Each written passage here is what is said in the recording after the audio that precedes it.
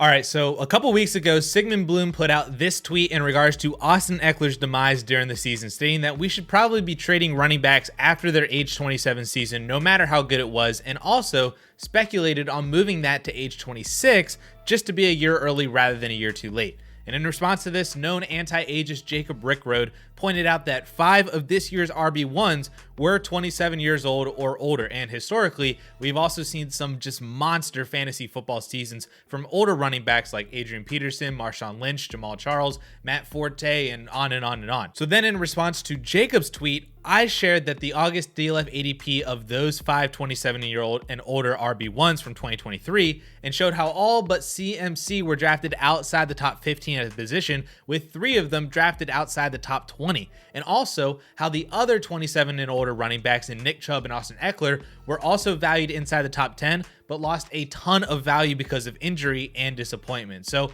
I figured this would be a great discussion for a video to actually dive into what happens to running back values once they hit age 27 and older, and when should we be selling or possibly even buying these older veterans because they can be extremely productive. And so as not to bury the lead here, the rest of my tweet highlighted the main takeaway of this video, which is sell old running backs when they're valued as RB1s, but buy them if they're outside the top 20. But I do have data to back this up, so let's take a look here. Since DLF ADP began being collected back in 2014, there have been 24 running backs aged 27 or older valued inside the top 12 at the position in August ADP right before the regular season starting. Of those 24 running backs, only 11 actually returned on that value and finished as fantasy RB1s that season. So already there's a 50-50 shot of them even producing up to their preseason dynasty value.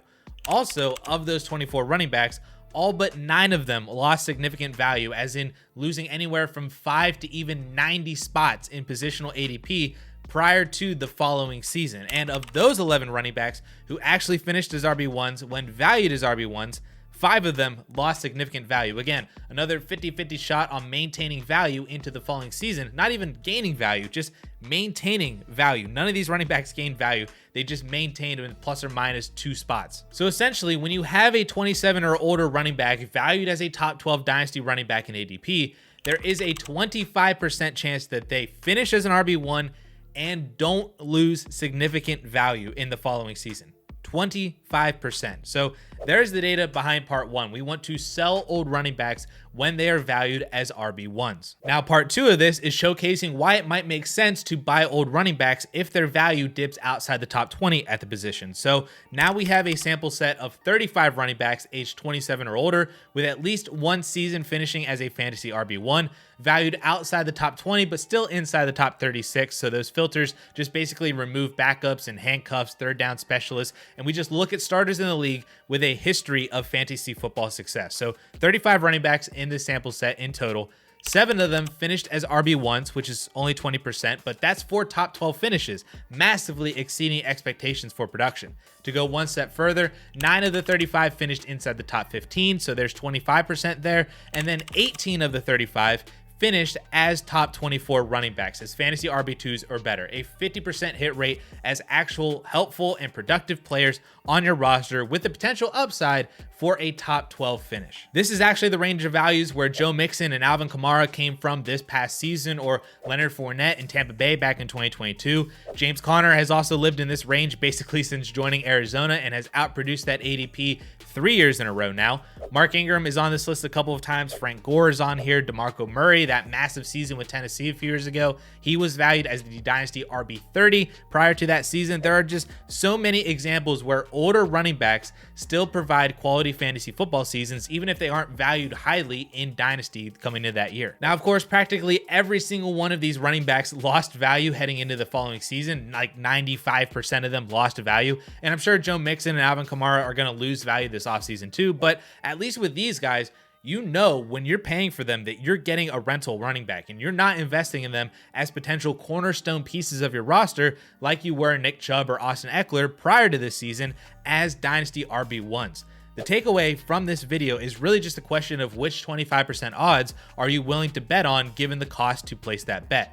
The 25% odds of an older Dynasty RB1 finishing as an RB1 and holding value, or the 25% odds of a cheaper, older RB2 or RB3 valued finishing as an RB1 or a top 15 player at the very least? Well, to me, the answer is pretty clear. When the opportunity cost of losing out on one of those players, if you lost out on Nick Chubb this year, the opportunity cost was Drake London or DK Metcalf, while the opportunity cost of losing out on Aaron Jones this year was Jahan Dotson or Hollywood Brown. That is a pretty significant difference in potential value of your roster heading into the 2024 offseason. So now that we've seen the actual data behind all of this, and I'm sorry for just kind of how nerdy all of that was, and hopefully you followed along with everything there, but now that you've seen the data, you understand the rule of why we should be selling Dynasty RB1s. We actually have two players to discuss that fit this criteria this 2024 offseason: Christian McCaffrey and Saquon Barkley. And we can start with Christian McCaffrey, who in December ADP was valued as the Dynasty RB2 behind only Bijan Robinson.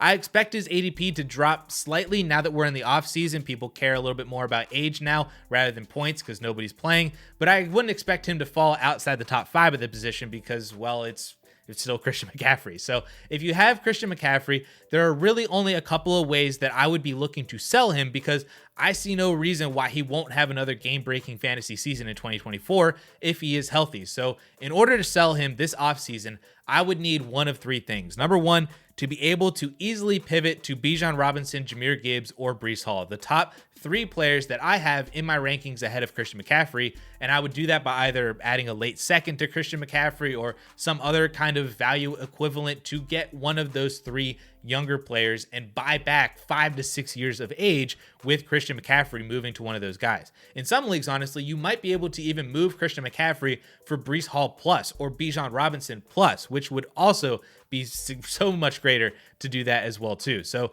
that is one way that I would be looking to move Christian McCaffrey if you have him right now.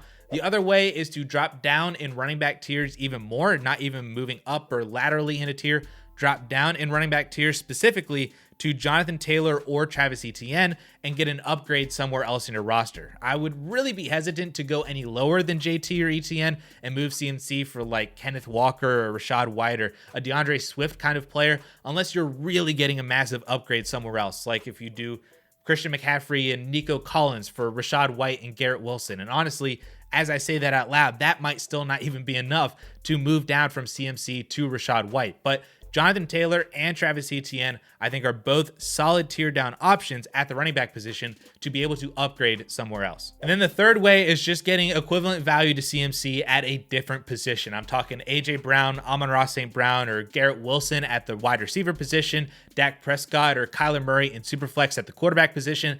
Any names like that or higher up in the rankings, I would be looking to make to sell CMC. Even if you have to add something to go get to CeeDee Lamb, go get to Jamar Chase, or go get Joe Burrow or Stroud or Lamar Jackson, any of those kind of players too, I would be willing to add to Christian McCaffrey to go up and upgrade in that regard too. All moves that I would be doing, and if you're not getting that, then just hold on to Christian McCaffrey because, again, it is still Christian McCaffrey. So the other name then is Saquon Barkley, who isn't 27 yet, but he will be at the very beginning of February in like a month when this video is actually being published. His offseason value could go a couple of different ways, really. I could see it dropping a little once people start reading the number 27 for his age instead of the number 26. That definitely has an effect on value in the offseason, but he is also a free agent, and if he signs somewhere amazing like Baltimore or Dallas or the LA Chargers, that would certainly boost his value back up because now he's an elite workhorse running back on an elite offense. Just imagine the narratives being painted for Saquon Barkley in one of those offenses this offseason.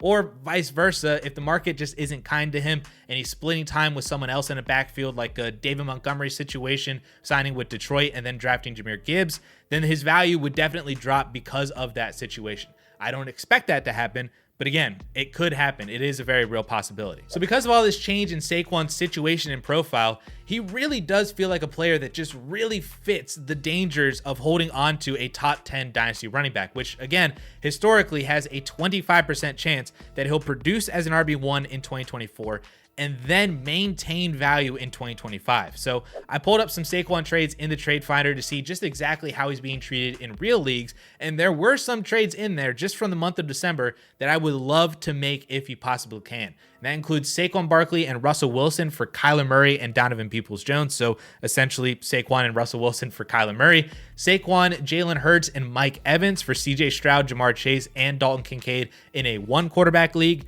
Saquon, Ridley, and David Njoku for T. Higgins in a 2025 first. And then there are still a couple examples in here that has Saquon for a 2024 first plus, but they just don't exactly feel like enough to me. One of them is Saquon for Tyjae Spears in the 112 in a 1 quarterback league, and the other is Saquon for OBJ and the 107 also in a 1 quarterback league. I would honestly love to just combine both of them and just make it Saquon Barkley for Tyjae Spears in the 1.07.